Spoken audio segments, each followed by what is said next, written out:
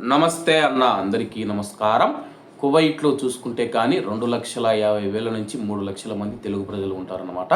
కువైట్లో దాదాపు 10 లక్షల మంది భారతీయులు ఉంటే కానీ అందులో 25 నుంచి 30% వరకు తెలుగు ప్రజలు కువైట్లోని ఇళ్లల్లో కావచ్చు, బయట పనిచేస్తూ ఉంటారు. అటువంటి తెలుగు ప్రజలను మనం చూసుకుంటే కువైట్ ప్రభుత్వం యుద్ధ సమయంలో అధికారికంగా గుర్తించడం జరిగింది. కువైట్ మినిస్ట్రీ ఆఫ్ ఇంటీరియర్ ఇప్పటి వరకు పలు దేశాల భాషల్లో కువైట్లోని ప్రజలకు సూచనలు జారీ చేసేది. ప్రస్తుతం కువైట్లో భారతదేశానికి సంబంధించి మనం చూసుకుంటే హిందీ భాషలో మాత్రమే భద్రతా సూచనలు చేస్తూ ఉండేదన్నమాట. అలాగే తాజాగా ప్రకటించిన భద్రతా సూచనల్లో మనం చూసుకుంటే మన తెలుగు వారికి సంబంధించి తెలుగు భాషలో అయితే కువైట్ ప్రభుత్వం అధికారికంగా భద్రతా సూచనలు జారీ చేసింది. ఇది కువైట్లో ఉన్న ప్రతి ఒక్కరికి గర్వకారణం అనమాట. అలాగే స్క్రీన్ మీద మీకు ఫోటో కనబడుతూ ఉంది చూడండి.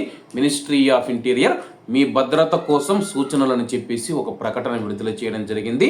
అధికారిక సమాచారం ఎల్లప్పుడూ అధికారిక మూలాల నుంచి మాత్రమే పొందండి, అంటే అఫీషియల్ సోర్సెస్ నుంచి మాత్రమే పొందండి.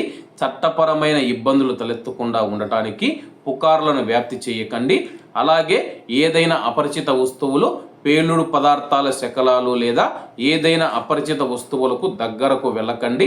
అటువంటివి కనిపిస్తే వెంటనే అత్యవసర విభాగం 112 ఫోన్ నెంబర్కు ఫోన్ చేసి తెలియజేయండి. అలాగే ఫోటోలు, వీడియోలకు సంబంధించి కూడా కీలక ప్రకటన చేయడం జరిగింది. ప్రమాద స్థలాలను లేదా శకలాలను ఫోటోలు తీయడం, వీడియోలు తీయడం మానుకోండి.